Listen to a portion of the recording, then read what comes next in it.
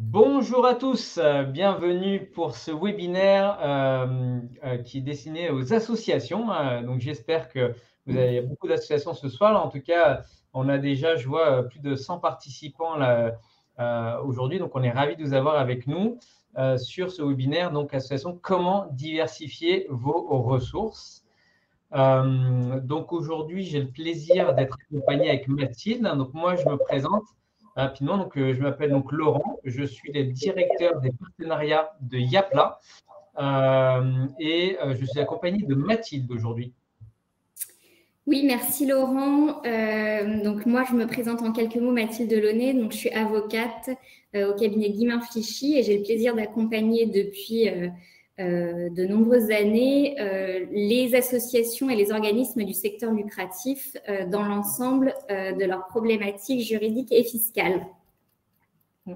Parfait. Ben, merci Mathilde. Alors sans plus tarder, on va commencer ce webinaire, mais avant de commencer, juste quelques petits mots sur la solution qu'on utilise qui s'appelle Livestorm, sur laquelle vous êtes connectés. Donc, je voulais juste vous informer que déjà, le webinaire est enregistré, que toute la présentation que l'on va vous présenter là va vous être envoyée par mail suite au webinaire.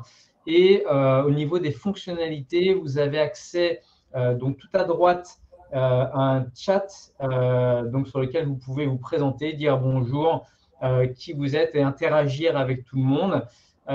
Vous verrez également un onglet questions. Donc cet onglet questions va vous permettre de poser autant de questions que vous le souhaitez pendant tout le webinaire. Alors nous, on prendra un moment à la fin du webinaire avec Mathilde pour répondre à l'ensemble de vos questions. En attendant, nous avons deux personnes qui nous accompagnent ce soir, en la personne de Solène et Agathe, qui sont là pour répondre aussi sur le chat, sur les questions, à toutes vos questions donc pendant le webinaire. Et vous verrez également apparaître parfois une petite lumière rouge là sur l'onglet sondage parce qu'on a prévu des petits sondages pour vous faire interagir aussi tout au long de ce webinaire. Une dernière petite chose, là vous verrez aussi une petite cloche tout en haut à côté de la croix que je vous invite éventuellement à cliquer pour désactiver les notifications parce qu'il risque d'y en avoir quand même beaucoup ce soir, hein, donc n'hésitez pas à désactiver le son des notifications. Et du coup, on va commencer par le premier sondage. Donc, quel type d'organisation représentez-vous aujourd'hui, hein, donc, je vous invite à y répondre. Et dans le même temps, on va présenter rapidement qui on est avec Mathilde. Donc, je vais commencer par Yapla. Yapla, qu'est-ce que c'est? Alors, pour ceux qui ne connaissent pas, c'est une plateforme de paiement et de gestion tout en un pour les associations. Hein. On aide les associations depuis une dizaine d'années à digitaliser leur process et on essaie de répondre à deux besoins principaux. Le premier, c'est de rassembler sur une seule et même plateforme tous les outils dont a besoin une association. Typiquement, on est parti du constat qu'il y avait beaucoup d'associations qui utilisaient Excel, par exemple, pour gérer les membres ou la comptabilité, qui avaient un autre système pour envoyer des communications ou encore la comptabilité. Et là, l'idée, c'était de tout rassembler pour permettre à tous les membres du bureau d'accéder aux mêmes données. Donc, dans sa centralisée données, ça gère la partie backup, sécurité, etc. Et le deuxième besoin, c'est qu'on va connecter ces outils directement à des formulaires pour s'inscrire en ligne, faire des paiements, envoyer des mails automatiquement ou générer des écritures comptables. Et tout ça dans le but de vous faire gagner du temps en déléguant finalement cette partie un peu de gestion administrative directement à votre communauté, donc à vos membres, donateurs ou participants des événements. Hein, donc, on tourne autour de 8 grandes fonctionnalités que je ne vais pas vous présenter en détail aujourd'hui. Si ça vous intéresse, on est disponible. Vous pouvez aller sur notre site web.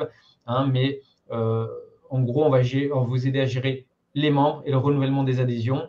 La partie événementielle, donc tout ce qui est organisation d'événements physiques, de séminaires, de formations, de compétitions ou même d'assemblées générales. On va vous aider à collecter des dons en ligne. Ça marche beaucoup depuis le Covid, notamment dans tous les types d'associations pour pouvoir financer des projets.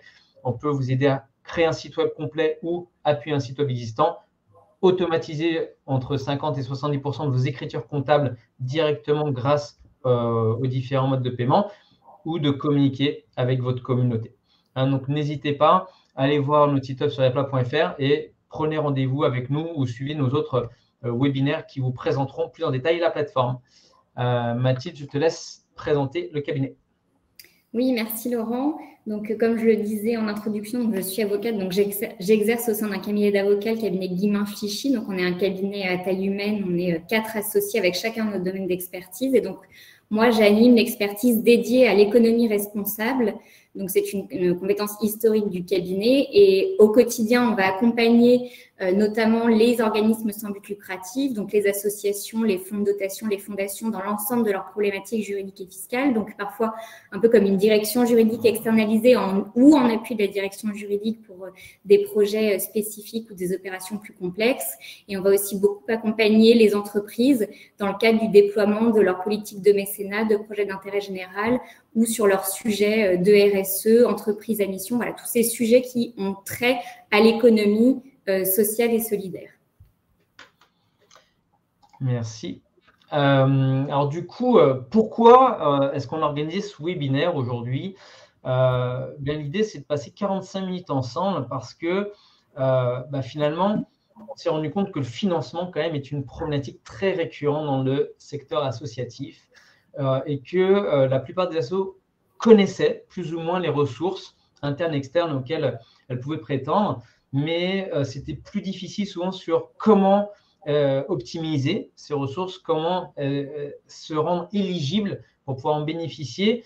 Et puis, il y a aussi eu beaucoup d'évolutions dans le secteur, notamment avec des outils numériques qui peuvent vous aider justement à compléter ces revenus que vous pourriez avoir. Hein, donc, c'est l'objectif de ce webinaire, c'est comment est-ce que concrètement vous pourriez, un, vous assurer d'être éligible et deux, comment aller chercher un maximum de fonds. Donc, Mathilde, je te laisse présenter l'histoire de Camille. Alors oui, pour peut-être rendre cette présentation un petit peu plus concrète, on vous propose donc de suivre l'histoire de Camille, donc, qui est présidente d'une association, le Club de football de Quimper.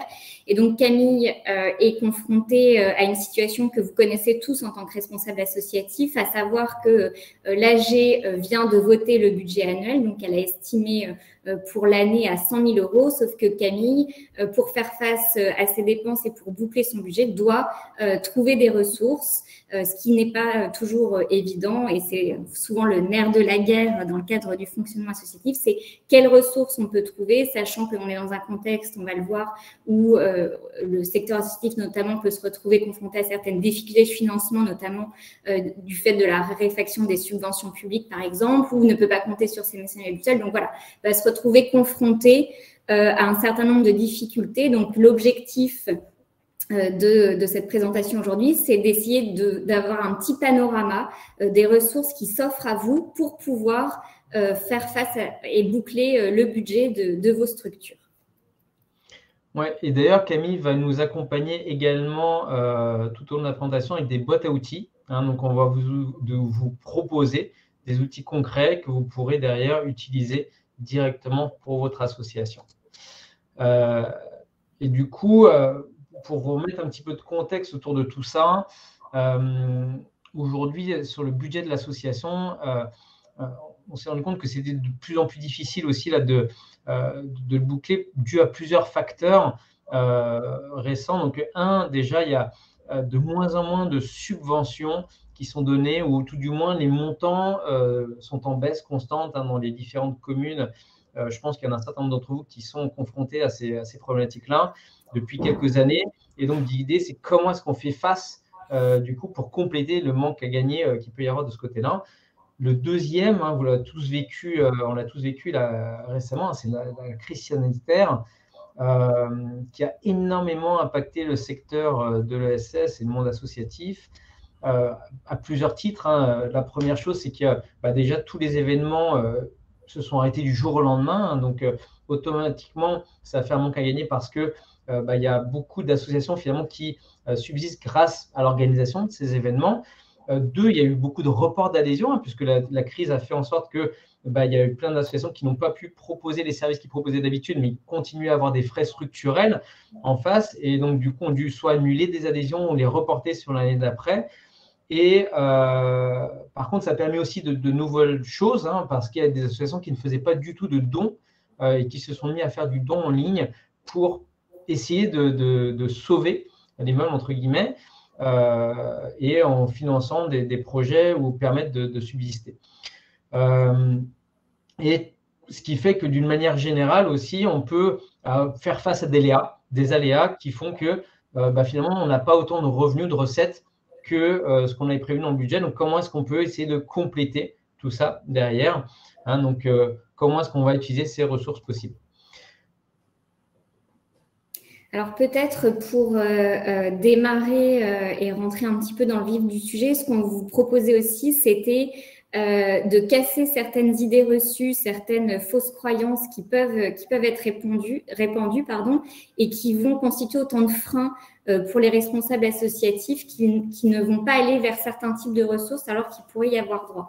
Je pense que tout au long de la présentation, on va vous présenter des sujets, des concepts que vous connaissez déjà, mais il y en a certains pour lesquels vous ne savez pas forcément comment les utiliser ou tout simplement que vous ne savez pas qu'une association peut y prétendre. Parmi les idées reçues qu'on rencontre fréquemment, la première, c'est qu'une association n'a pas le droit de réaliser de recettes commerciales. Alors ça, c'est faux. C'est pas parce qu'on est une association qu'on n'a pas le droit de réaliser de manière accessoire des activités commerciales, et on va voir comment ça s'encadre et comment on peut le mettre en pratique. Une deuxième idée reçue plus large qui est aussi très répandue, c'est celui selon laquelle une association n'a pas le droit de faire de bénéfices. Et alors là, c'est totalement faux également, puisque dans une optique de bonne gestion, le but de l'association, c'est même de faire des bénéfices. C'est c'est-à-dire de ne pas se retrouver forcément à l'équilibre en fin d'année, mais d'être en excédent. Ce qui est interdit, c'est de partager le bénéfice entre les membres de l'association. Ça, c'est interdit, mais en revanche, faire des bénéfices, c'est autorisé et même conseillé. Et ces bénéfices vont servir ensuite pour faire des investissements, pour réaliser l'activité et l'objet même de l'association. Troisième idée reçue aussi qu'on rencontre assez fréquemment, certains pensent qu'il faut nécessairement solliciter un agrément de l'administration fiscale pour obtenir un rescrit avant d'émettre des reçus fiscaux pour les donateurs. Ça, c'est faux. Il n'y a pas besoin, ce n'est pas une obligation de faire cette démarche et d'avoir un agrément préalable. Toute association, si elle est d'intérêt général, et on va voir comment, peut émettre des reçus fiscaux sans être allé voir préalablement l'administration fiscale avant. Et la dernière idée reçue, qui est un peu contraire, c'est que toute association peut recevoir des donations et des legs. Ça, c'est faux également, et on va le voir en début de présentation. On va rappeler ce que sont les donations et les legs par rapport aux dons, mais on va voir qu'il y a certaines conditions à respecter pour prétendre à ce type de ressources. Alors, le premier réflexe, effectivement, c'est toujours le réflexe qu'on a, nous, en tant qu'avocats et conseils, c'est regarder vos statuts. Pourquoi il faut regarder les statuts? Parce qu'en fait, les statuts, c'est vraiment l'acte fondateur de votre structure. C'est un peu les règles du jeu, le mode de fonctionnement de votre association. Et souvent, dans les statuts, on a un article qui est dédié aux ressources. Et on se rend compte à la lecture de ces articles dédiés aux ressources que certains statuts d'association sont plus restrictifs que la loi. Donc, dans certaines associations, en fait, se mettent des contraintes en limitant dans les statuts le type de ressources auxquelles elles peuvent prétendre. Donc, il vaut mieux avoir une rédaction plus large. Alors, si vous n'avez pas le droit à un type de ressources par la loi, vous ne pouvez pas y déroger en élargissant dans les statuts. Mais à l'inverse, si vos statuts sont trop restrictifs, vous pouvez vous priver d'un certain nombre de ressources auxquelles vous auriez droit en vertu de la loi. On va voir aussi que pour prétendre à certains types de ressources, et notamment les recettes commerciales, ça, il faut le prévoir expressément dans vos statuts. Il faut que ce soit expressément écrit. Et donc, en fait, quand on crée sa structure, quand on crée son association ou quand on modifie les statuts, il faut vraiment veiller particulièrement à la rédaction de cette disposition sur les statuts pour ne pas se retrouver inutilement contraint et permettre justement d'accéder au plus grand nombre de ressources possibles et autorisées pour anticiper l'avenir. Merci Mathilde. Alors concrètement, on va rentrer là maintenant dans des choses plus pragmatiques. Là. Donc à quelles ressources une association peut-elle prétendre? On va commencer par les ressources externes. Donc, ce qu'on entend par ressources externes, c'est tout ce qui n'est pas trait directement à l'activité même de votre association. Donc c'est tout ce qui peut venir en plus ou ce que vous pouvez aller chercher à côté. Et donc concrètement, il peut s'agir de personnes privées, donc sur toute la partie dons et legs. tous les organismes sans but lucratif qui pourraient soit vous faire des dons également ou des appels à projets, les entreprises idem, et enfin les collectivités ou établissements publics qui, eux, peuvent justement vous apporter des subventions et également des appels à projets. Donc, on va commencer par la partie dons, donations et legs. Effectivement, merci Laurent. Alors, les dons, donations et legs, c'est sûrement, en fait, c'est ce qu'on appelle les libéralités.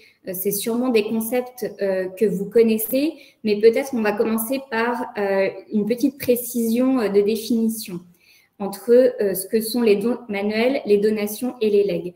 Les dons manuels, c'est tout ce qui va pouvoir être donné par un donateur, donc que ce soit une personne physique ou une entreprise, à un organisme sans but lucratif, sans qu'il y ait besoin d'un formalisme particulier. Par exemple, le don d'une somme d'argent, donc ce sont les dons en numéraire.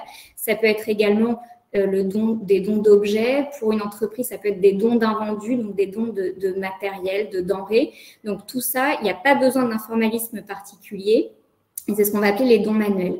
Les donations et les legs, elles nécessitent d'être formalisées par un acte spécifique. Pour les donations, il faut ce qu'on appelle un acte authentique ou un acte notarié.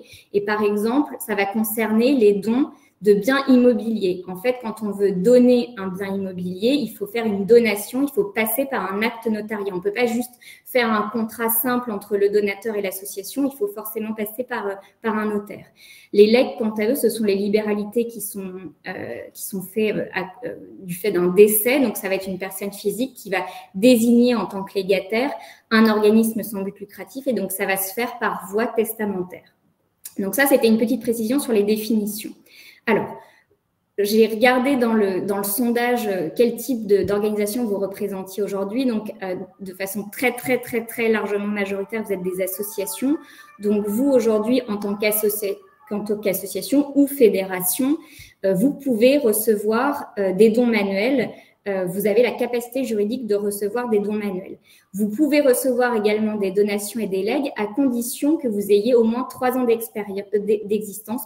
C'est une condition qui est posée par la loi, c'est-à-dire qu'une association qui se crée ne peut pas, dès sa première année d'existence, prétendre à recevoir des donations et des legs.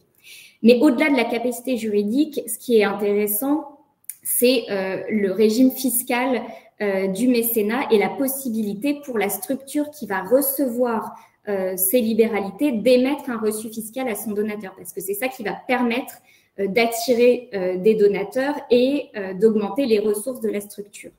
Pour recevoir un don et ouvrir droit à une réduction d'impôt et émettre un reçu fiscal à son donateur, il faut que l'association soit d'intérêt général. Elle n'a pas besoin de demander à l'administration un agrément préalable, mais il faut qu'elle respecte un certain nombre de conditions. Ces conditions, donc ce sont les critères de l'intérêt général, c'est qu'il faut que l'association soit non lucrative. On va voir que ça ne va pas l'empêcher d'exercer des activités lucratives ou commerciales, mais à titre accessoire. Mais donc, il faut que son activité principale soit non lucrative. Il faut qu'elle s'adresse à un large cercle de bénéficiaires et que ce ne soit pas juste, par exemple, au bénéfice de ses membres ou de personnes qui sont nommément identifiées. Et il faut qu'elle exerce dans un des domaines qui est visé par les articles 200 et 238 bis du Code général des impôts. Donc, par exemple, dans le domaine culturel, dans le domaine social, dans le domaine sportif. Il y a toute une liste, en fait, de domaines dans lesquels l'association doit exercer pour être d'intérêt général. Si elle respecte ces critères, elle peut émettre un reçu fiscal à son donateur et le donateur bénéficiera d'une réduction d'impôt. Si c'est une personne physique, le montant de la réduction d'impôt sera de 66% du montant du don, dans la limite de 20% du revenu imposable du donateur. Et si c'est une entreprise, le montant de la réduction d'impôt sera de 60% du montant du don, dans la limite de 0,5% du chiffre d'affaires de l'entreprise mécène. Donc voilà, c'est ce qu'il faut retenir sur les libéralités, c'est qu'au plan juridique, toutes les associations peuvent en recevoir, mais pour pouvoir ouvrir droit à ce régime du mécénat et un avantage fiscal pour le donateur, il faut être d'intérêt général sans avoir forcément un agrément préalable de l'administration fiscale. Parfait. Du coup, on a identifié 3 bonnes pratiques que vous pourriez mettre en place assez rapidement, parce que comme vous l'avez vu, finalement, en tant qu'association, vous êtes potentiellement éligible justement à tout ce qui est dons et legs.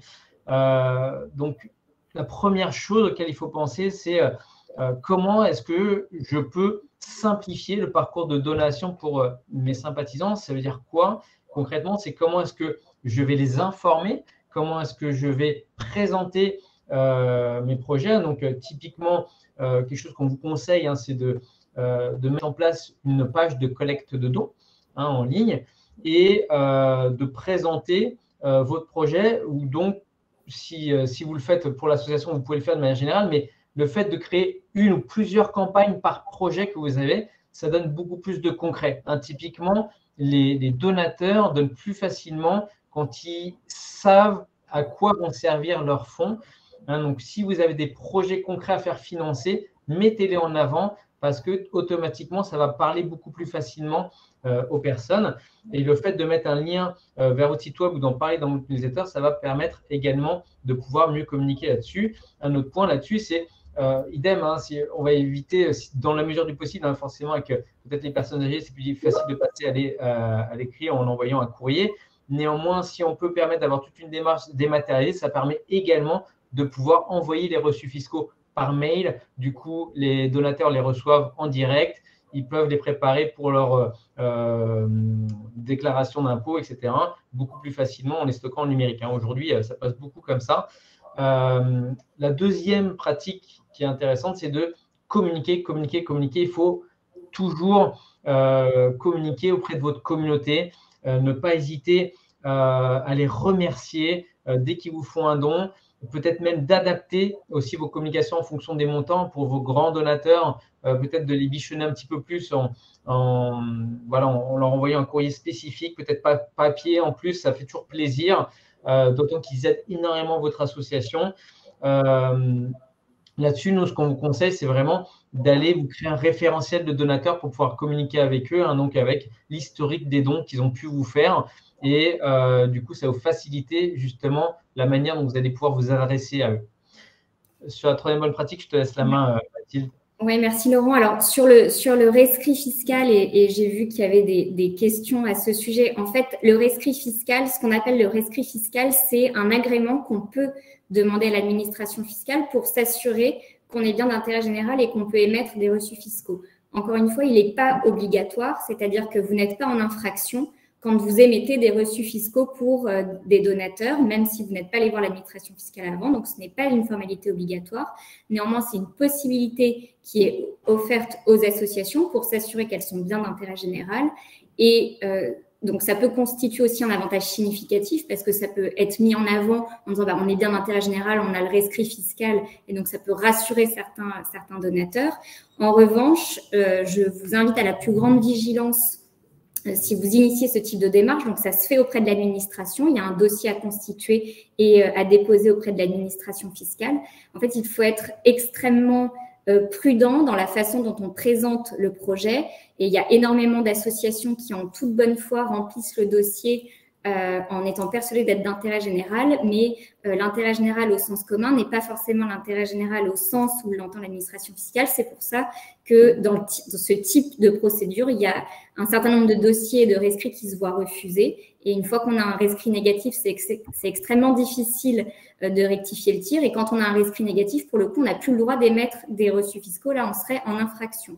Donc, le conseil sur ce point, c'est si vous voulez vraiment initier une démarche de rescrit fiscal, c'est de ne pas le faire tout seul et de vous faire accompagner dans le cadre de cette démarche pour limiter en fait les risques de rescrit négatifs. Ouais, et pour rappel, un reçu fiscal vous permet à vos donateurs de défiscaliser entre 66% et 75% du montant de leurs dons directement de leurs impôts. Donc concrètement, Camille, elle, qu'est-ce qu'elle a mis? Elle a utilisé le template qui est mis à disposition. Donc, c'est ce qu'on appelle un CERFA directement sur le site du gouvernement. Et elle est allée un peu plus loin parce que elle s'est dit, tiens, plutôt que de remplir tous mes reçus fiscaux à la main, je vais peut-être essayer de les automatiser. Et en fait, il y a plein des outils qui permettent de faire ça. Il y en a d'autres. Je vous laisserai les trouver par vous-même. Mais l'idée, c'est quoi? C'est de pouvoir renseigner votre base de donateurs ou leur proposer un formulaire et que le reçu fiscal soit généré soit automatiquement, donc c'est-à-dire qu'à chaque don, la personne va recevoir son reçu, soit manuellement. Et dans ces cas, c'est vous qui décidez à quelle période vous les générez. Donc, ça peut être une fois par an, par exemple, au début d'année, pour toute l'année qui précédait, ce qui permet de générer un reçu sur l'ensemble des dons qu'a pu faire la personne sur le cours de l'année. Ouais, Laurent, peut-être juste une mini précision là-dessus, parce que souvent, il y a une petite confusion. En fait, le rescrit fiscal, donc c'est bien la procédure qui est faite et qui est facultative pour obtenir l'agrément. Donc ça, c'est le rescrit. Et le reçu fiscal, c'est le document que vous allez émettre obligatoirement à tous vos donateurs pour qu'ils puissent avoir droit à réduction d'impôt. C'est maintenant obligatoire. Vous devez forcément émettre le reçu à vos donateurs, que ce soit des personnes physiques ou des entreprises. Ce n'était pas obligatoire pour les entreprises avant le 1er janvier. Maintenant, ça l'est. Vous devez forcément leur émettre le reçu pour qu'eux puissent déclarer le don auprès de l'administration fiscale et bénéficier de la réduction d'impôt dans le cadre de leur déclaration. Merci Mathilde pour la précision. Et maintenant, on va passer aux appels à projets privés. Tout à fait. Alors, les appels à projets privés, ce qu'on appelle ici appel à projets privés, c'est une ressource auquel on pense peut-être moins spontanément, mais pour autant qui n'est pas à négliger et qui peut permettre de vous offrir de belles opportunités. En fait, ce sont les appels à projets qui vont être lancés par des organismes sans but lucratif pour soutenir d'autres organismes sans but lucratif. Et donc, on va avoir notamment beaucoup de fondations qui ne vont pas en fait exercer d'activités d'intérêt général en tant que telles, mais qui vont avoir pour mission de collecter des dons et de les reverser, notamment à des associations bénéficiaires. Et donc, en fait, tout l'enjeu, en fait, est d'identifier, de trouver ces sources de financement. Tout type d'organisme sans but lucratif peut en bénéficier. Donc, vous, aujourd'hui, en majorité d'associations, vous avez la capacité juridique de recevoir ce type de financement. Il y a certaines conditions à respecter et la plus importante, c'est qu'il faut qu'il y ait une concordance d'objets entre l'objet de l'organisme, de la fondation ou de l'organisme financeur et l'objet de l'association bénéficiaire. Donc, on va le voir juste après, il y a des financeurs généralistes, d'autres plus spécialistes, mais en fait, si par exemple, vous êtes une association qui œuvrait dans le secteur culturel, il faut que la fondation ou l'organisme qui va vous financer œuvre lui aussi dans le secteur culturel. Donc, c'est vraiment le respect de la concordance d'objets entre le financeur et le financé. Sur ce flux précisément, il n'y a pas de nouvelle réduction d'impôt, puisqu'en fait, la réduction d'impôt, elle s'est faite en amont entre les donateurs et la fondation qui a réceptionné les fonds. Mais là, entre organismes sans but lucratif, il n'y a pas de nouvelle réduction d'impôt. On ne va pas défiscaliser 2 fois le même flux. Et en plus, la fondation qui reverse, elle ne paye pas d'impôt normalement, donc ça n'a pas de sens d'appliquer une nouvelle réduction d'impôt là-dessus. Et il faut toujours que les fonds soient utilisés conformément à l'objet d'intérêt général de l'association qui reçoit le financement. Et parfois, la fondation ou l'organisme qui va vous financer va affecter ce financement à un objet ou un projet particulier. Dans ce cas-là, il faut respecter la volonté du financeur et vous devez utiliser les fonds pour réaliser ce projet identifié ou réaliser un investissement identifié par le financeur. Ce sont les conditions auxquelles le financement va être réalisé.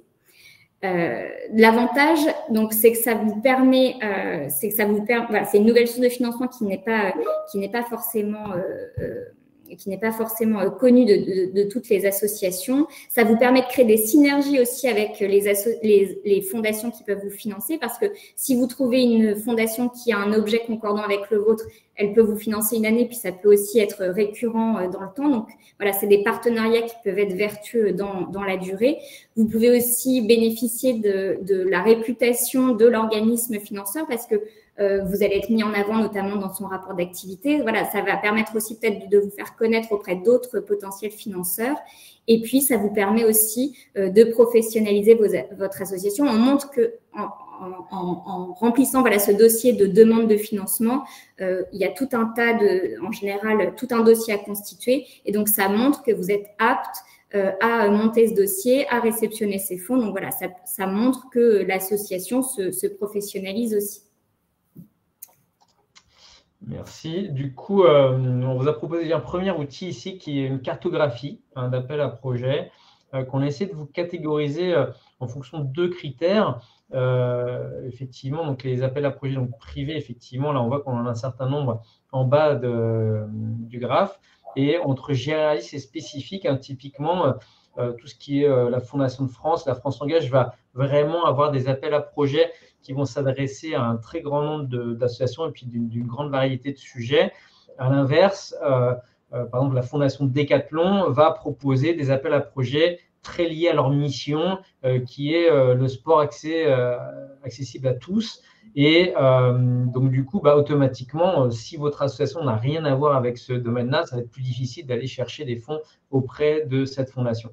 À noter aussi quelques plateformes gouvernementales, et notamment appelaprojet.org, qui se veut regrouper un maximum de ces appels à projets publics là, pour pouvoir vous aider et faciliter la recherche. Donc, bien entendu, vous retrouverez l'ensemble de ces plateformes directement sur le support par mail à la fin de la présentation.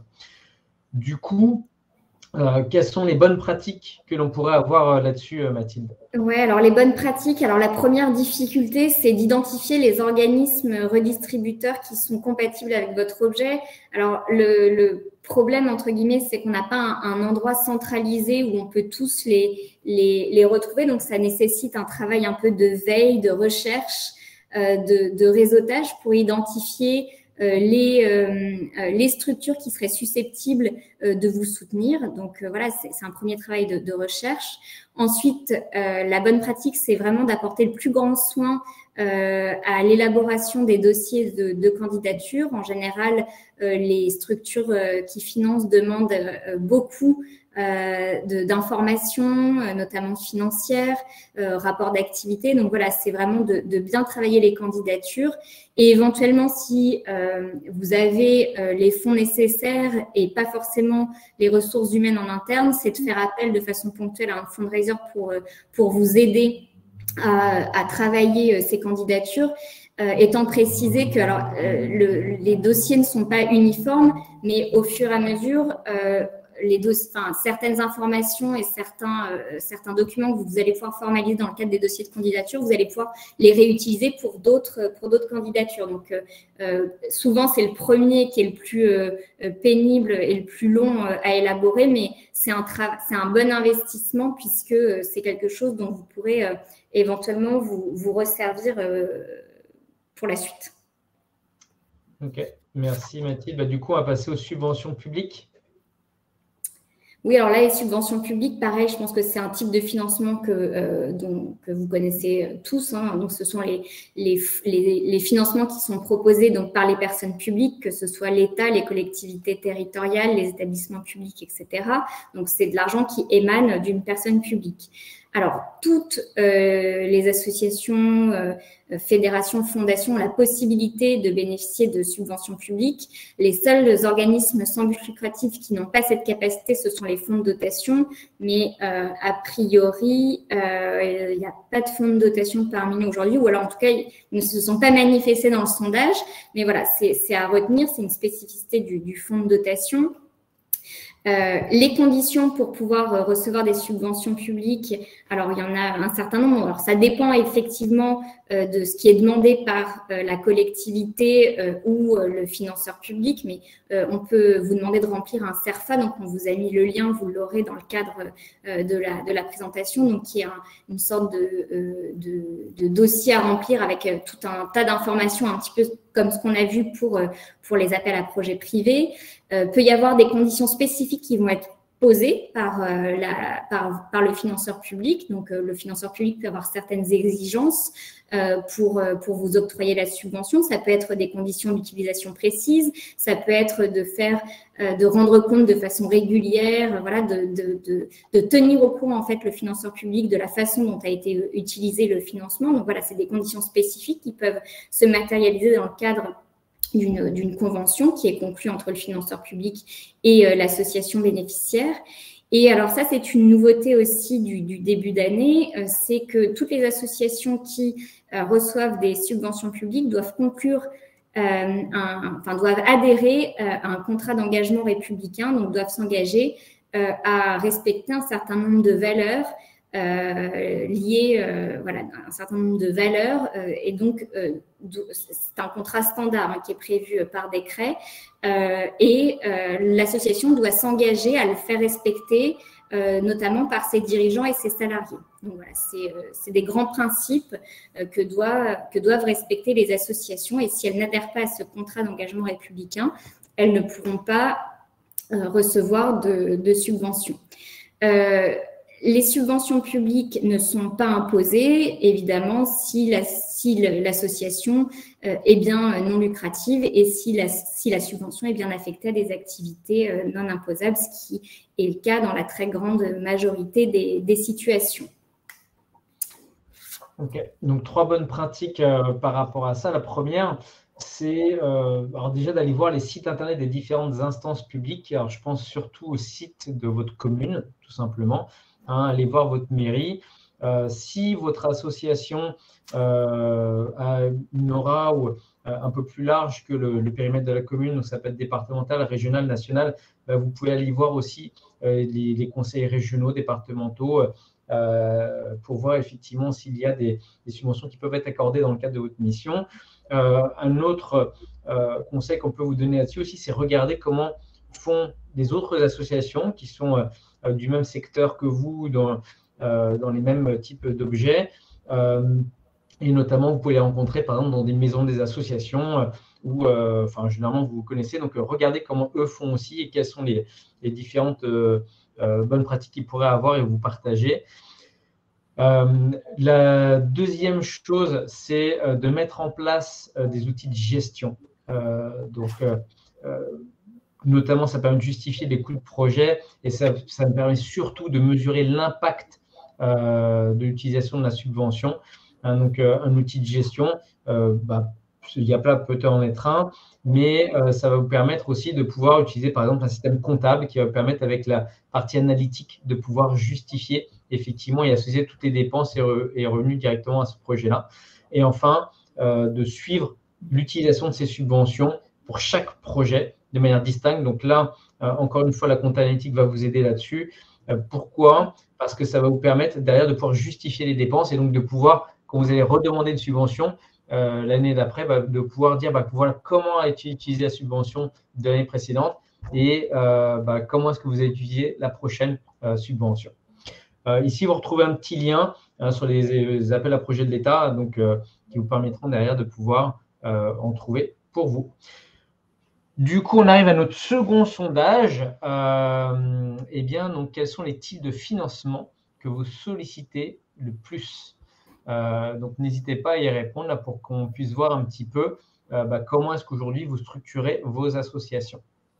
En attendant, on va continuer avec les ressources internes à l'association. Donc là, pour le coup, donc ce sont des associations, des ressources qui vont concerner directement l'activité de votre association. Donc, on va rester sur 3 grands domaines. Toute la partie cotisation, donc tout ce qui est gestion des membres et des adhésions. La partie activité qui va regrouper toute la partie, finalement, vente de services événementiels. Et enfin, la partie patrimoine. Donc, on va commencer par les cotisations, Mathilde. Oui, merci Laurent. Alors, les cotisations, vous connaissez, vous êtes certainement très familier de la notion aussi. Donc, c'est une somme d'argent qui va être versée par les membres d'une association pour participer à son fonctionnement. Alors, on ne l'a pas mis au titre des idées reçues, mais une association n'est pas obligée de mettre en place un système de cotisation. Toutefois, elle peut le faire et c'est un avantage pour elle parce que c'est vraiment une source pérenne de financement, parce que plus une association a de membres, si elle a mis en place un système de cotisation, ça va lui assurer des ressources périodiques, régulières. Et en fait, la loi, ce qui est super, ce qui est génial avec la loi de 1901 sur le contrat d'association, c'est qu'en fait, elle laisse beaucoup de liberté aux fondateurs pour organiser le fonctionnement de son association. Et donc, on peut vraiment, notamment, organiser le système des cotisations comme on veut. C'est-à-dire qu'on peut moduler en fonction des catégories de membres. On peut dispenser une certaine catégorie de membres du paiement de la cotisation. Donc, c'est vraiment toute liberté. On peut vraiment s'organiser comme on veut. Le conseil, c'est de ne pas être… alors, ce qu'il faut, c'est qu'il faut que le principe de la cotisation soit prévu par les statuts, donc que ce soit une ressource qui soit autorisée par les statuts. En revanche, ce que je vous déconseille, c'est de fixer dans les statuts le montant de la cotisation, sinon vous allez être bloqué, vous devrez modifier vos statuts dès que vous voulez faire évoluer le montant de la cotisation. Donc, c'est vraiment de prévoir le principe, mais ensuite de laisser les organes de gouvernance moduler, comme ils le souhaitent, le montant et les barèmes de cotisation. Les structures qui peuvent bénéficier des cotisations, ce sont les associations et les fédérations. En revanche, une fondation ou un fonds de dotation n'a pas de membres. Ils ont des organes de gouvernance qui sont composés d'administrateurs, de personnes qui sont en charge de l'administration, mais il n'y a pas d'adhésion. Et donc, pour ces structures, il n'y a pas de cotisation possible. C'est vraiment c'est l'association qui est un groupement de personnes, c'est des personnes qui se mettent ensemble pour réaliser un objet, et souvent un objet d'intérêt général, alors que les fondations et les fonds de dotation, ce sont des moyens qui sont donnés à un organisme pour lui permettre de réaliser un objet. Donc, c'est vraiment une ressource auxquelles peuvent prétendre les associations. Et petite précision, ce qu'il est aussi possible de faire, c'est lors de la première adhésion, dans la première année, c'est de prévoir un droit d'entrée qui n'est payé que lors de la première adhésion, qui peut être supérieur au montant de la cotisation. Et ensuite, pour les années suivantes, une cotisation qui sera déclinée sur les années. Voilà. Ok. Du coup, sur le même principe, 3 bonnes pratiques qu'on vous propose. C'est d'anticiper un maximum les appels à cotisation, de prévoir quand est-ce que vous allez faire les appels, de savoir quand est-ce que vous allez envoyer ces appels, comment est-ce que vous allez construire votre modèle aussi de cotisation, quels sont les tarifs, quels sont les services qui vont être associés. Il faut aujourd'hui prévoir que les gens s'attendent à avoir un service en face d'une cotisation. C'est terminé un peu, c'est peut-être complètement terminé, mais disons qu'il y a de moins en moins de personnes qui vont cotiser juste parce que c'est une habitude et qu'ils soutiennent juste l'association de ce type-là. Ça existe encore, mais c'est vrai que la plupart des gens qui adhèrent maintenant à une association souhaitent avoir un service en face. Alors, qu'est-ce que c'est que ça peut être ces services? Ça peut être des événements que vous allez organiser, une communauté, ils vont retrouver des gens, leur laisser la possibilité effectivement de parler entre eux, de pouvoir bénéficier d'un accompagnement ou de pouvoir les responsabiliser sur certaines activités, voilà. Donc après, tout ce que vous pourriez imaginer, mais n'hésitez pas à dire à quoi ça donne droit quelque part cette cotisation. La deuxième bonne pratique, c'est de pouvoir les collecter directement en ligne sur le compte bancaire de l'association. Ça paraît évident, mais effectivement, et notamment grâce au paiement en ligne, le troisième point, qui est en fait, comment est-ce que vous allez faciliter finalement cette collecte d'adhésion.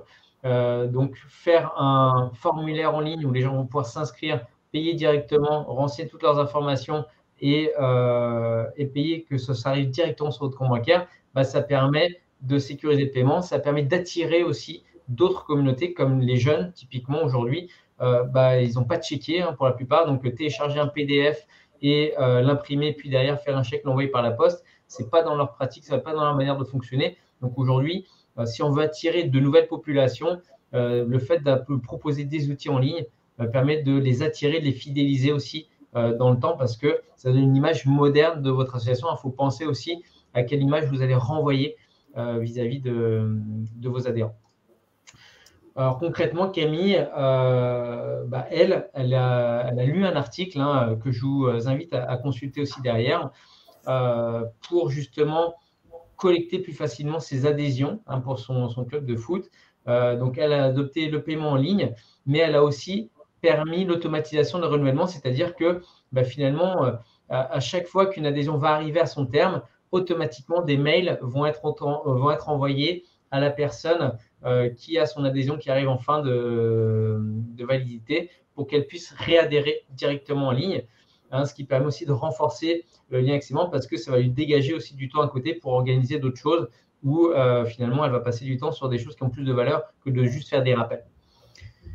Maintenant, on va passer sur toute la partie. Laurent, excuse-moi, une toute petite précision, excuse-moi, sur les cotisations. Ce que vous disiez, Laurent, tout à l'heure, effectivement, c'est que la cotisation, ça peut ouvrir droit à certains services et certaines contreparties pour les membres. Et donc, dans ce cas-là, il faut les mettre en avant pour voilà, attirer des adhérents. Mais ça arrive aussi que dans certains cas, la cotisation n'ouvre droit à aucune autre contrepartie que celle d'être membre de l'association et de participer à l'Assemblée générale, voire au conseil d'administration dans certains cas. Et dans ce cas-là, quand il n'y a aucune contrepartie qui est donnée, ce qu'il est important de savoir, c'est que si vous êtes d'intérêt général, le montant de la cotisation va être considéré fiscalement comme un don. Et en fait, votre adhérent va avoir droit à une réduction d'impôt au même titre que les dons qu'on a vus en tout début de présentation. Et donc, ça peut faire partie aussi des ressources qui ouvrent droit à réduction d'impôt si la cotisation n'offre pas pour l'adhérent des contreparties de services ou des contreparties matérielles. Voilà, petite précision. Oui, effectivement, on a ça avec souvent des associations humanitaires, la Soria Plaque, qui vont permettre effectivement de pouvoir générer un reçu fiscal à chaque adhésion. Et merci pour la précision, Mathilde. Du coup, je te laisse enchaîner avec les événements et les ventes de produits. Oui, alors là, c'était pour faire le lien avec l'idée reçue qu'on a vue tout à l'heure. En fait, quand vous êtes une association, votre activité principale, elle est, dans la plupart des cas, votre activité principale est non lucrative, vous êtes d'intérêt général. Pour autant, vous avez le droit de développer des activités accessoires de nature commerciale. Et donc, on va parler là de recettes qui vont être tirées, par exemple, de la vente d'objets ou de la vente de services, l'organisation de certains événements, des formations, des soirées de gala, voilà, tout ce panel d'activités qui va vous permettre d'accroître les ressources propres de l'association. Alors, tout type d'organisme sans but lucratif peut bénéficier de ce type de ressources à la condition que ce soit bien prévu dans les statuts. Là, pour le coup, il faut vraiment le prévoir dans les statuts parce qu'une association n'a pas le droit d'exercer des activités commerciales si ce n'est pas prévu dans ses statuts. Sinon, elle commet un délit de paracommercialisme qui est sanctionné par une amende. Donc, il faut bien qu'en fait que ces activités commerciales et lucratives restent vraiment accessoires. L'administration fiscale nous dit que l'activité non lucrative doit rester significativement prépondérante. Alors souvent on me demande c'est quoi le barème, il n'y en a pas, hein, c'est pas du 60-40. On regarde vraiment tout le fonctionnement global de la structure pour voir non seulement les recettes qui sont tirées des différentes activités, mais également les moyens, notamment les moyens humains qui sont affectés à ces différentes activités. Donc, c'est vraiment une technique du faisceau d'indices, mais il faut que ça reste vraiment accessoire. Ça permet, ça offre un certain nombre d'avantages, à condition que ce soit évidemment fait de façon sécurisée. Ça permet de diversifier les activités de l'association et d'accroître les ressources propres. Et donc là, on ne compte entre guillemets que sur soi et pas sur des financements externes puisque ce sont les ressources des activités. Ça permet aussi de gagner en visibilité, notamment si vous vendez des objets, si vous organisez des événements, ça permet de créer des rencontres. Donc voilà, ça peut créer un certain nombre d'émulations autour de l'association.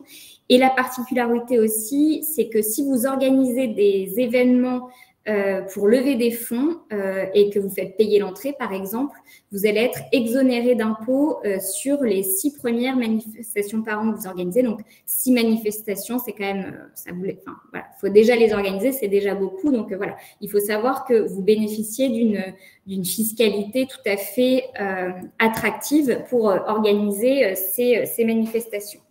Si vous organisez, du coup, si vous tirez des recettes commerciales et que ces recettes commerciales restent accessoires, vous n'allez pas payer d'impôts jusqu'à 73 518 € de recettes commerciales. Donc, pareil, c'est quand même un montant important, c'est le montant de la franchise des impôts commerciaux. Si vous dépassez ce montant, c'est pas dramatique non plus. Ce qu'il faut simplement faire, c'est qu'il faut créer un secteur lucratif, fiscal et comptable. Et donc, il faut isoler dans une poche comptable l'activité commerciale pour ne pas contaminer l'ensemble de votre organisme.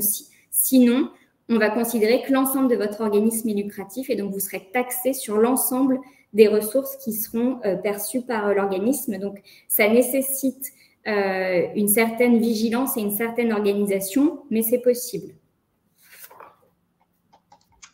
Merci Mathilde. Du coup, 3 bonnes pratiques. Alors pour les événements, nous, ce qu'on vous invite à faire, c'est de vous fixer des objectifs, hein. Donc, il faut retravailler le format de l'événement. Comment est-ce que vous allez le faire? Quelle est la meilleure façon de l'organiser? Est-ce que c'est en ligne? Est-ce que c'est en présentiel? Quelles sont les informations qu'il vous faut? Quelles sont les fournitures qu'il vous faut? Donc, établissez un rétro-planning, faites-vous un budget. Toutes ces petites choses mises à bout vont vous permettre aussi de limiter les dépenses inutiles et surtout les imprévus, hein. Donc, plus vous allez anticiper, mieux, a priori, votre événement va se passer. La deuxième chose, c'est vraiment de pouvoir du coup communiquer sur cet événement. Comment est-ce que vous allez inviter les personnes à venir sur l'événement? Comment est-ce qu'ils vont s'inscrire? Comment est-ce qu'ils vont payer, hein? Donc, réfléchissez à tout ça. Et puis, surtout, à la fin de l'événement, pensez à bien dresser un bilan. Encore une fois, comme pour les dons, n'oubliez pas de remercier, hein. C'est important de toujours avoir un contact avec votre communauté, de les remercier quand vous les invitez, quand ils donnent aussi de leur temps, les bénévoles, ne les oubliez pas non plus. Quand vous faites un événement, ça peut être bien de les remercier en leur donnant, je ne sais pas, s'il reste des goodies, s'il reste des choses, à ce qu'ils repartent avec un petit quelque chose parce qu'ils ont donné de leur temps. Donc, remercier non seulement vos participants, mais également vos bénévoles. Donc là, on a un petit peu en retard, donc je ne vais pas inciter sur la boîte à outils de Camille, mais en l'occurrence, je vous invite à regarder un article ici qu'on a écrit pour vous là, pour booster des ventes de billets d'événements. 3 bonnes pratiques aussi pour la boutique en ligne, hein, l'objet vente d'objets. Donc là, l'idée, c'est encore une fois de profiter du digital pour créer une boutique en ligne qui soit accessible sur les téléphones, les ordinateurs, avec du paiement en ligne, ce qui permet derrière de pouvoir déjà, promouvoir facilement cette boutique, hein. Aujourd'hui, ça a quand même des coûts qui sont assez dérisoires et qui vous permettent derrière de gagner du temps en permettant l'automatisation des emails, de confirmation, de la facture. Dès que les gens achètent, automatiquement, ça va générer l'écriture comptable. Donc, ça va vous faire gagner du temps aussi, notamment à votre trésorerie qui vous remerciera. Et n'hésitez pas à communiquer sur tous les canaux disponibles pour votre association. Je pense bien entendu aux mails, mais aussi aux réseaux sociaux. Et utilisez aussi, pourquoi pas, derrière des flyers, hein, ou des affiches, donc en fonction de là où vous êtes, de votre activité, puis de votre zone d'influence. Idem, on vous a écrit un petit article là-dessus pour la manière de pouvoir organiser une vente en ligne pour son association en créant facilement une boutique en ligne et avec quelques modèles pour s'inspirer. Enfin, on va terminer avec le patrimoine, Mathilde. Ouais, là, je vais passer rapidement parce qu'on commence à se poser des questions. Enfin, ce sont des bons problèmes quand on a des problèmes pour gérer son patrimoine. En fait, si vous avez des excédents, enfin énormément de trésorerie, ce qu'il faut savoir, c'est que en tant qu'association, vous avez le droit de faire des placements financiers. Également, jusqu'en 2014, une association n'avait pas le droit d'avoir d'immeuble de rapport, c'est-à-dire qu'elle ne pouvait pas avoir d'immeuble pour le louer, pour se faire un complément de revenu. Maintenant, elle peut. Alors, l'association n'a pas le droit d'acheter un immeuble pour cette activité, mais si elle reçoit un immeuble, notamment dans le cadre d'une donation ou d'un legs, elle a le droit de le conserver et de le garder en tant qu'immeuble de rapport. Les associations reconnues d'utilité publique avaient déjà cette possibilité, mais depuis 2014, même les associations simplement déclarées le peuvent. Et puis, certaines associations développent des marques, tout un patrimoine immatériel. Donc, ça aussi, ce sont des pistes éventuellement à explorer pour consolider les ressources de l'association, mais on ne va pas s'étendre plus sur le sujet. Ouais, tu as raison. Alors, du coup, Mathilde, comment est-ce qu'on peut mettre en place ces leviers? Alors, en fait, là, peut-être la première chose à faire, si on reprend un petit peu, enfin, là, ça a été, on a vu pas mal de notions, donc peut-être voir en fonction du type de structure que vous êtes, quelles sont les ressources auxquelles vous avez droit. Bon, majoritairement, en tant qu'association, vous avez le droit à peu près à vous avez le droit à toutes les ressources qu'on a évoquées aujourd'hui. Donc ça, la loi vous le permet. Maintenant, on va regarder dans vos statuts. Est-ce que vos statuts ne sont pas plus contraignants que la loi? Et est-ce que si vous voulez notamment développer des activités commerciales, est-ce que c'est possible? Est-ce que c'est bien prévu par vos statuts? Ensuite, c'est de bien clarifier vos objectifs et vos besoins. En disant ça, par exemple, c'est vrai que la possibilité de développer des activités commerciales accessoires, c'est possible, mais est-ce que vous le souhaitez? Est-ce que ça ne va pas dévoyer l'ADN de votre projet? Enfin, voilà, c'est des questions vraiment qui vont se poser sur la stratégie plus à long terme de l'association. Ensuite, il y a tout un travail peut-être de recensement des financeurs potentiels, que ce soit les collectivités territoriales, les autres associations, les autres organismes sans but lucratif et notamment les fondations. Donc, tout un travail de recensement à effectuer et à prendre contact avec ces interlocuteurs, voilà, pour essayer de montrer des dossiers, de ne pas hésiter à toquer à certaines portes pour voir s'il y aurait des financements possibles. Et enfin, une bonne pratique qu'on peut vous proposer, c'est de désigner au sein de votre structure une personne qui sera responsable de cette activité. Donc, par exemple, ça peut être le trésorier. Comme ça, il y a une personne qui est responsable et qui va mettre en œuvre un programme pour récolter des fonds. On parlait tout à l'heure d'un fundraiser. J'ai vu que la question avait été posée. En fait, c'est un responsable de la levée de fonds. On n'a pas forcément les moyens en tant qu'association de faire appel à un professionnel extérieur, mais ça peut être quelqu'un au sein de la gouvernance qui va être en charge de cette mission en particulier pour constituer les dossiers et prendre attache avec les financeurs potentiels. Oui, effectivement, on a pas mal de questions. On va y revenir juste après, ne vous inquiétez pas. On a quasiment terminé. On va terminer sur une notion du digital parce qu'on vous en a beaucoup parlé lors de cette présentation. Pourquoi? Parce qu'on y croit beaucoup et on y voit beaucoup d'avantages. Alors, pour les associations qui sont déjà passées, elles pourront témoigner aussi. N'hésitez pas à partager ça sur le chat avec les bonnes pratiques que vous avez vis-à-vis des autres associations. Mais nous, les avantages qu'on y voit vraiment, c'est de s'outiller pour… la première chose, c'est gagner du temps. Pourquoi? Parce que vous allez, encore une fois, déléguer une partie d'activité directement à votre communauté. Donc, c'est autant de temps de saisie en moins, de rapprochement bancaire en moins, etc. Ça va être beaucoup plus efficace. Ça va vous permettre de générer vos documents automatiquement, envoyer vos mails. Ça va vous permettre de mesurer l'impact que vous allez avoir parce que vous allez pouvoir mesurer finalement les visites, vous allez pouvoir mesurer les inscriptions plus facilement. Vous allez avoir une idée quantitative de qu'est-ce que ça va générer et surtout, vous allez pouvoir vous faire des bilans derrière. Ça va vous permettre aussi de gagner en visibilité, le fait d'avoir un site web, de partager des choses sur le digital, automatiquement, c'est plus facile à partager sur les réseaux sociaux, par mail ou autre. Et donc, du coup, automatiquement, vous allez être plus présent et du coup, véhiculer une image moderne pour votre association. Ça va vous attirer un plus large public. Ça va vous donner une image où on a envie de venir vers vous. Ça va rendre votre association plus désirable, quelque part. On va terminer du coup avec un dernier sondage. Donc, quelle nouvelle source de revenus que vous n'ayez pas, eh bien, vous souhaiteriez éventuellement développer. Donc, on va publier ça. Et puis,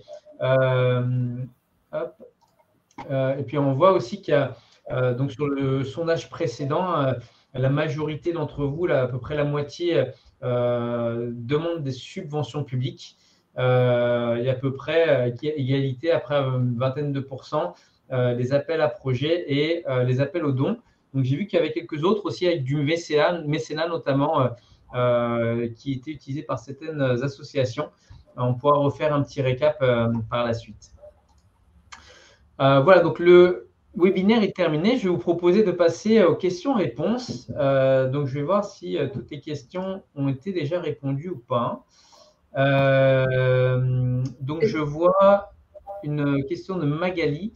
Donc, la vente, t-shirt, sac, DVD pour une asso de danse, est-elle possible avec cette ligne dans les statuts? Alors, ah oui, donc c'est précis. Toute autre ressource et subvention qui ne serait pas contraire aux lois en vigueur. Mathilde, est-ce que tu peux éventuellement répondre à cette question directe ou c'est peut-être trop précis? Non, non, en fait, je parlais tout à l'heure du paracommercialisme. En fait, une association, elle doit prévoir dans ses statuts qu'elle va vendre des services ou des produits si elle le fait de façon effective. Et donc, il faut voir si au-delà de l'article sur les ressources, est-ce que, par exemple, dans l'objet, c'est prévu parce que sinon, moi, là, en l'état actuel, s'il n'y a que cette phrase, c'est pas assez précis parce que c'est trop vague. On ne voit pas du tout la notion de vente de prestation de services ou de prestation de service ou d'objets, pardon. Alors après, il ne faut pas non plus être tétanisé dès qu'on fait quelque chose.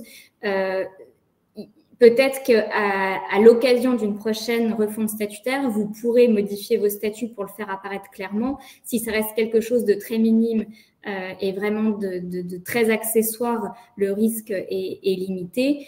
Si c'est quelque chose qui est fait vraiment de façon récurrente et habituelle, ça peut valoir le coup de modifier les statuts pour vraiment le faire apparaître sans ambiguïté. Après, si vous modifiez vos statuts, il ne faut pas le modifier juste pour cet objet, il faut voir s'il y a d'autres dispositions statutaires qui méritent d'être harmonisées ou modifiées du fait de la modification des statuts. Parfait, merci Mathilde. Alors du coup, je vois une autre question. Activité commerciale de l'association facturée avec TVA. Alors, les activités, en fait, ça va dépendre si on se place ou pas dans le seuil de la franchise. Si on n'est pas si on reste dans le seuil de la franchise d'impôt, il n'y a pas d'imposition. Les recettes sont exonérées. Ok, merci. Des dons venant de l'étranger peuvent être défiscalisés. Alors, en fait, le système de défiscalisation et le système qui est prévu par le Code général des impôts, il va s'appliquer aux résidents fiscaux français, donc les personnes physiques ou les entreprises qui payent leurs impôts en France. Le système n'est pas forcément équivalent dans les autres pays.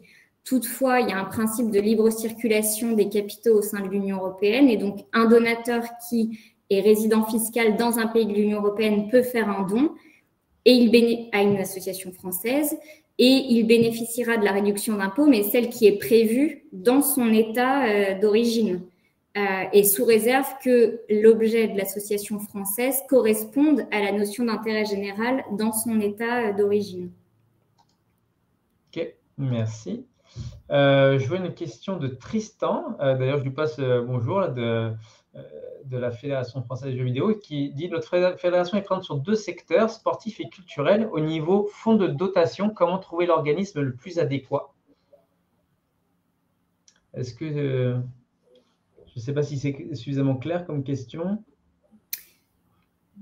Alors, peut-être que, je ne sais pas si c'était ça la question, mais c'est de savoir quel est l'organisme le plus pertinent pour porter l'activité. Je ne sais pas si, sur la pertinence de créer un fonds de dotation. Après, c'est compliqué, il faut toujours évidemment voir au cas par cas, mais une association ou une fédération a toujours la possibilité de créer un fonds de dotation pour lever d'autres ressources. C'est une possibilité. Après, il faut voir. Là, c'est un petit peu vague. C'est un petit peu vague pour répondre dans l'absolu. Je ne suis pas sûre de comprendre parfaitement la question. Ouais, sinon, Grisant, est-ce que tu peux peut-être préciser dans le chat, on y reviendra peut-être tout à l'heure sur ta question. Donc, je vois qu'il y a des questions sur les toolkits. Alors, c'est marrant de voir ces questions-là. Donc, j'y réponds quand même rapidement, mais là, je vois notre association de nombreux micro-dons via toolkits du Crédit Agricole sont dans l'obligation également de leur transmettre un reçu fiscal. Alors, je ne sais pas si tu sais ce que c'est que les toolkits, Mathilde. C'est une monnaie virtuelle émise par le Crédit Agricole où en fait, à chaque achat sur des cartes de crédit, finalement, ça permet de faire derrière des dons à des associations. En fait, c'est donc je ne sais pas si c'est suffisamment clair. En gros, c'est une monnaie virtuelle où en gros derrière les personnes sont en mesure de reverser quelque part. Voilà, ça représente une certaine somme, donc ils appellent ça des toolkits et se transforment en argent selon les trébuchants dès qu'ils le font un don à une association. D'accord. Est-ce que ça peut faire l'objet d'un refus fiscal sur une monnaie virtuelle derrière qui se transforme en argent en véritable euro derrière? Mais du coup, l'argent concret, l'argent réel vient de qui à qui? C'est une bonne question. Je sais pas, je ne suis pas un grand spécialiste du système des tookets. Je connais le mode de fonctionnement classique, mais je ne sais pas si c'est véritablement la personne qui fait le don ou si c'est le Crédit Agricole. Mais je pense que c'est la personne qui a dû collecter cette somme via le Crédit Agricole. Bon, alors, s'il y a bien, enfin, à partir du moment où il y a un transfert d'argent d'une personne à l'autre et que ça respecte bien les conditions de l'intérêt général, etc., dans l'absolu, pourquoi pas. Donc, il faut regarder peut-être un petit peu plus précisément. Après, c'est vrai que pour les micro-dons, il y a beaucoup de micro-dons où on ne va pas émettre de reçus fiscaux, par exemple, sur les arrondis en caisse, ce genre de choses, où on n'émet pas de reçus fiscaux parce que c'est pas possible de les tracer et puis ça fait des sommes. En fait, c'est assez neutre pour le donateur, mais c'est important pour la structure bénéficiaire. Mais donc, à creuser, à creuser. Ok, merci Mathilde. Alors, je vois une autre question donc, de Nathalie. Yapla est-il adapté à la mise en place d'une billetterie en ligne pour un festival? Dans cet usage, quel est le coût par billet? Alors oui, on a effectivement des festivals qui utilisent Yapla pour la mise en place de festivals. Donc, quel est le coût par billet? En fait, sur nos premiers forfaits, c'est gratuit.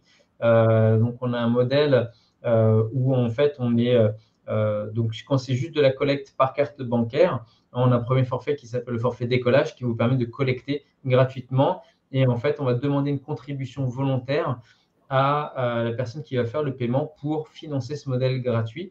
Mais pour vous, en tant qu'association, c'est 100% gratuit. Dans les autres forfaits que nous avons, donc des forfaits de gestion, là, pour le coup, on peut avoir un coût de 1,9% par transaction.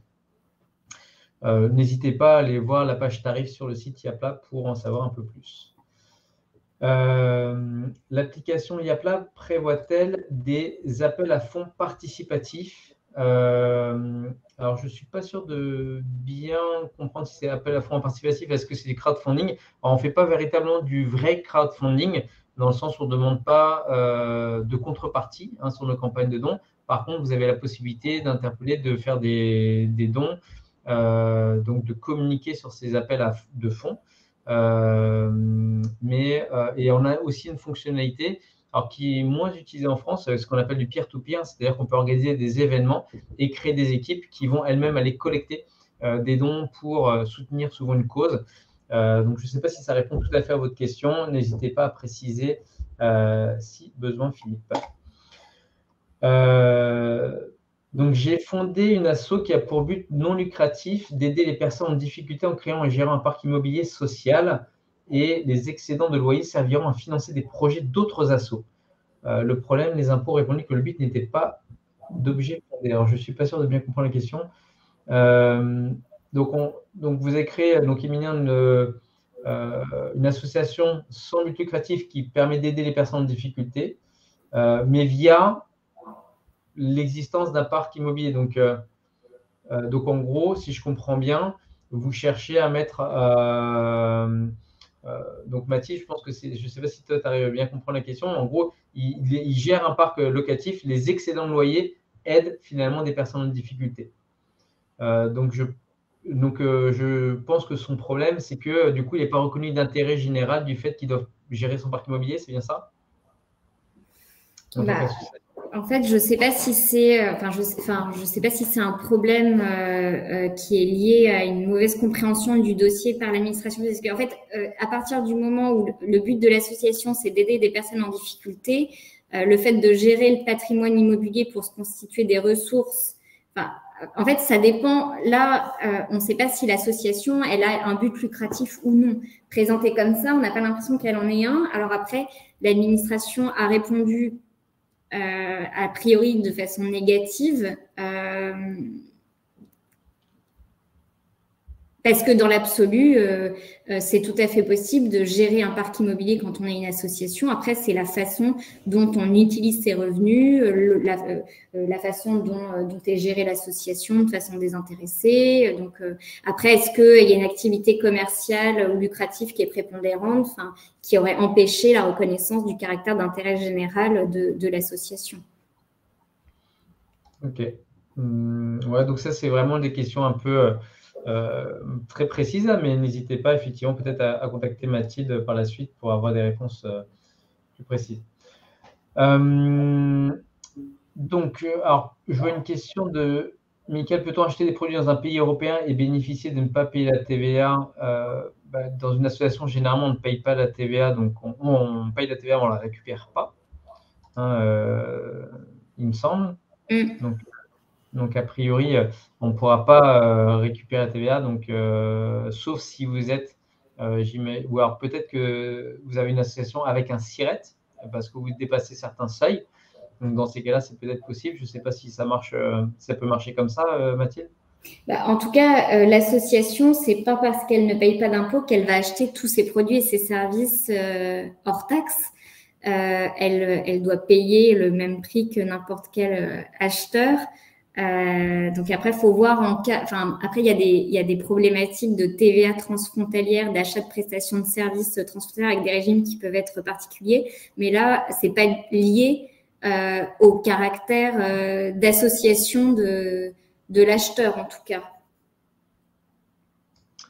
Et du coup, on s'éloigne de mon domaine de compétences, pour tout vous dire. Ouais, ok. Mais voilà. Désolé, on ne peut pas répondre plus que ça. Je vois une question sur comment est-ce qu'on peut contacter Mathilde. Vous avez ici, là, sur la slide, les mails sur lesquels vous pouvez nous contacter directement si jamais vous souhaitez avoir plus de détails. Est-ce que je vois d'autres questions? Donc là, on avait… Bonjour. Oui, tu avais vu une question peut-être, Mathilde?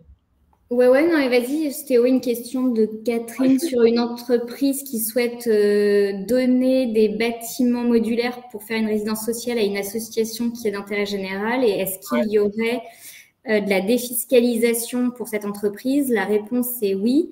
Et en fait, le montant de la défiscalisation…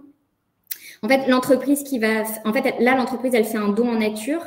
Du coup, le montant de la réduction d'impôt ne correspond pas à une somme qui est donnée en numéraire, ça dépend de la valeur du don en nature. Et cette valeur du don en nature, c'est à l'entreprise mécène de la déterminer. Donc, ce n'est pas vous, en tant qu'association, qui allez déterminer la valeur des bâtiments modulaires qui vous sont donnés, mais c'est l'entreprise qui va vous consentir à un don et qui va estimer et évaluer seule la valeur du don qu'elle fait selon des barèmes. Donc, c'est en fait, si elle vend d'habitude ce type de bâtiment, ça va être le coût de revient ou le coût de fabrication, mais il ne faut pas prendre en compte la marge qui aura été faite si vous l'avez vendu. Voilà. Ok, merci Mathilde. Et dans la suite, là, je voyais une réponse sur une microcrèche. Est-ce qu'une microcrèche est bien considérée comme organisme d'intérêt général pour pouvoir émettre des reçus fiscaux? Alors, je sais que les gens n'aiment pas quand je dis ça, mais ça dépend. En fait, pour bien être d'intérêt général, il faut tout simplement entre guillemets, respecter les critères de l'intérêt général. Donc, il faut que la microcrèche soit gérée de façon désintéressée.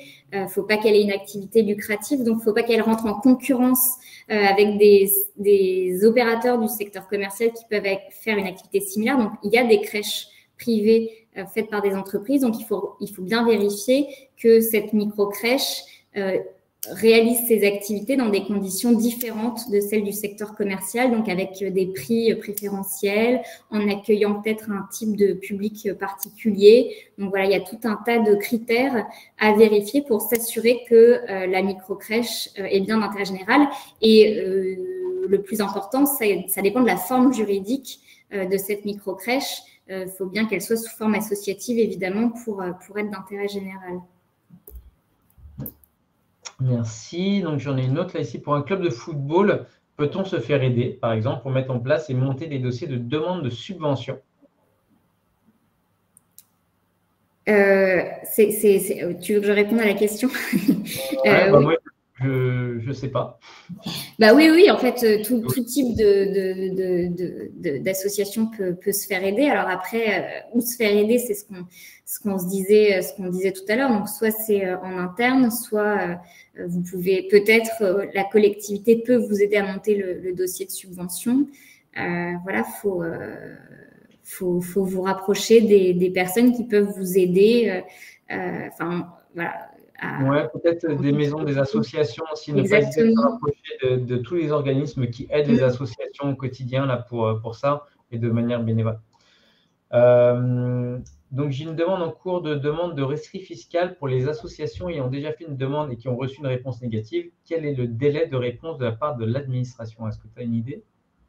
Ouais, alors de mémoire, le délai est de. Alors l'administration fiscale, je ne sais plus si c'est 4 ou 6 mois, je crois que c'est 6 mois pour donner sa réponse. Si elle ne donne pas de réponse dans le délai, le rescrit est réputé accordé. Donc c'est important à savoir. Et ensuite, en cas de réponse négative, il y a un recours qui est possible. Voilà, l'association peut amender sa réponse. Alors, ce qui est très courant quand on fait une demande de rescrit fiscal et qu'on dépose un dossier, l'administration souvent va demander des documents et des précisions complémentaires en cours d'instruction du dossier. Et donc, voilà, ce qu'il faut retenir, c'est que l'absence de réponse vaut acceptation. Et en cas de réponse négative, il y a une possibilité de faire appel et de déposer un nouveau recours. Merci Mathilde. Donc j'ai une question, mais que je pense qu'on a répondu pas mal dans le webinaire. Quelles sont les démarches à faire pour être reconnu d'intérêt général? C'est par rapport au rescrit. Hein. On est bien d'accord? Ouais, en fait, pour être reconnu officiellement et avoir le blanc-seing de l'administration, il faut remplir un dossier auprès de l'administration fiscale et avoir du coup une réponse positive. Et sinon, sans faire cette démarche, on peut. L'objectif, c'est de suivre les critères le plus possible, sans forcément demander la reconnaissance officielle par l'administration fiscale. Merci. Une question de Gilles. Notre club existe depuis seulement 3 ans, mais nous ne connaissons pas tous les moyens nécessaires pour faire des demandes de subventions. Peut-on se faire aider par IAPLA ou aux partenaires? C'est un peu le même principe que la question. La question, hein, c'est que on vous propose de vous rapprocher vraiment des structures locales, municipalités, maisons des associations, qui accompagnent véritablement pour faire ces démarches-là. IAPLA, on est vraiment une plateforme pour vous aider dans la gestion. Donc là, tout ce qui va être attrait directement à la collecte en ligne, on va vous aider avec grand plaisir, ou sur le site web, etc. Sur les montages de dossiers de subvention, ce n'est pas notre métier. Donc vraiment, rapprochez-vous plutôt des maisons, des associations. À mon avis, c'est les mieux informés pour vous guider là-dessus. Je pense qu'on a répondu à quasiment toutes les questions. Je vois qu'on en a raté une ici. Comment obtient-on des toolkits de Marie-Pierre? Eh bien, donc ça, c'est via le Crédit Agricole. Hein, donc, il faut avoir une carte Crédit Agricole et ça ne marche que sur certaines caisses régionales du Crédit Agricole. Après, je vous invite à aller regarder directement en ligne pour en savoir un peu plus, parce que je ne suis pas un spécialiste de ce système. Ici, je vois dans. Alors, je vois une question là de Marc. Les statuts sont ouvriers cadres, mais je ne la comprends pas, votre question, Marc. Est-ce que vous pouvez peut-être préciser, à moins que tu comprends la question? Vous l'avez vu aussi, non? En absence d'agrément de l'administration fiscale, le donateur risque de voir sa déduction remise en cause a posteriori. En fait, c'est vraiment une croyance. En fait, le fait d'avoir, et ça fait lien avec une autre question que j'ai vue, alors je ne sais plus si c'était dans le chat ou dans les questions, je regardais tout à l'heure, de quel est l'intérêt de demander un rescrit fiscal. En fait, si vous êtes une association, que vous émettez des reçus fiscaux et que après l'administration vient vous contrôler et estime que finalement vous n'êtes pas d'intérêt général, la réduction d'impôt, elle sera remise en cause mais dans certaines conditions seulement, et notamment si on arrive à prouver que vous et votre donateur n'étaient pas de bonne foi. Donc, ça laisse quand même une marge d'interprétation. Et ensuite, sur l'intérêt, alors c'est sûr que c'est plus sécurisant de donner à une association qu'à un rescrit fiscal parce qu'il n'y a pas d'ambiguïté possible. Pour autant, un rescrit, il est donné à un instant T pour une situation donnée. On a des associations qui vont se prévaloir de rescrits qu'elles ont obtenus il y a 10 ans. Et le fonctionnement peut avoir énormément changé depuis le moment où il y a eu le rescrit fiscal. Et donc, du coup, l'administration, elle ne sera plus liée par un rescrit qu'elle a donné il y a 10 ans. Et puis, sur l'intérêt de demander un rescrit fiscal, si on peut émettre des reçus fiscaux sans cet agrément préalable, un des intérêts, c'est qu'il y a certains financeurs qui vont le demander. Et notamment dans le cadre d'appel à projets privés, il y a des fondations, avant de reverser des fonds, elles vont s'assurer que les associations auxquelles elles donnent de l'argent sont bien des structures d'intérêt général. Donc, ça peut être aussi une exigence de certains financeurs. Merci. Donc, je vois, voilà. Bonjour, qu'est-ce que l'agrément apporte réellement, du coup, si d'un côté, on peut faire des reçus sans l'agrément et que si on a un refus, on ne pourront plus faire de reçus? Ce que ça apporte, c'est qu'il y a certains financeurs qui l'exigent avant de financer. Donc, ça permet quand même d'attirer certains financeurs. Voilà, faut vraiment, c'est au cas par cas. Il faut réfléchir en fait avant de faire cette démarche de rescrit qui reste facultative, mais pour autant, dans certains cas, ça peut être un vrai plus pour certains financeurs. Une question de Magali, donc sur peut-on faire des reçus de dons pour les cotisations? On y a répondu là tout à l'heure, je pense, pendant la présentation. Donc, la réponse, c'est que ça dépend vraiment de ce qui est donné en contrepartie de la cotisation. S'il y a des contreparties qui sont données, il n'y aura pas de reçu, il n'y aura pas de réduction d'impôt parce qu'on considérera que la cotisation est le paiement en fait de cette prestation, entre guillemets. En revanche, si ça donne juste le droit de participer à l'Assemblée générale et à la vie de l'association, mais voilà, sans avantage direct, individualisable, valorisable, dans ce cas-là, ça pourra donner lieu à une réduction d'impôt. Merci. Je vois qu'il y a des questions, on a déjà répondu, mais je les affiche quand même. Quand on l'administration par intérêt général pour accepter une demande de rescrit fiscal, c'est les conditions que Mathilde a exposées tout à l'heure. Si jamais vous avez besoin de plus de précision, on pourrait y revenir, mais je pense qu'on a pas mal aidé la question. Sans agrément intérêt général, une association peut prétendre à une possibilité de réduction d'impôt à ses donateurs. Idem, on a expliqué aussi pas mal ça à l'oral. Donc, si jamais vous avez besoin de précision, Héloïse, n'hésitez pas à interagir dans le chat. Et une question de Marie-Pierre Pichon, vous demandez l'agrément d'intérêt général. Donc, ça, c'est directement à l'administration fiscale. Exactement. Donc à Bercy. À Bercy ou à la direction départementale des finances publiques dont dépend l'association. Donc voilà, on a eu beaucoup de questions. Merci beaucoup. J'en vois encore une dernière là. Combien la valeur de la franchise d'impôt afin de ne pas être en activité commerciale? Alors attendez, ça change tous les ans. Donc c'est 73 518 €. Voilà. Ouais. Donc 73 518 €. Ça change tous les ans, mais ça reste toujours dans cet ordre d'idée-là. Voilà. Depuis 5 ans, c'était 72 000. Voilà. Ok. Je vois dans le chat que Tristan a apporté. Alors, je ne sais pas si c'était en lien avec ta question, Tristan. Nous n'avions pas encore reçu officiellement notre agrément. Cela nous a donc empêché d'avoir un don en nature de la part de CNews. En revanche, nous avons tout de même des dossiers de partenariat sponsoring financés sans cet agrément. Ok. Donc, non, je ne vois pas d'autres questions. En tout cas, je vous remercie tous pour votre attention pendant ce webinaire. On a été ravis de partager ce moment avec vous. On espère avoir répondu à un grand nombre de vos interrogations et puis de vous avoir apporté des nouvelles choses, des nouvelles connaissances, des ouvertures sur d'autres domaines. Merci aussi d'avoir répondu aux différents sondages pour revenir un petit peu aux nouvelles sources de revenus que vous aviez pas forcément identifiées. On va noter les appels à projets privés et la vente de produits et de services qui arrivent en tête là, pour un quart d'entre vous. Et derrière, les subventions publiques et les organisations d'événements. Donc, ça veut dire que voilà, même si vous connaissez un certain nombre de ressources, finalement, on a toujours place à découvrir de nouvelles choses ou de nouvelles manières de les optimiser. Donc, en tout cas, on espère que vous avez appris plein de choses aujourd'hui. Oui, merci à tous. Je sais que vous étiez nombreux. Alors, c'est toujours un peu frustrant de répondre à travers le chat. C'est pas aussi fluide que quand on a des interactions en direct, mais on ne désespère pas d'organiser des événements un jour.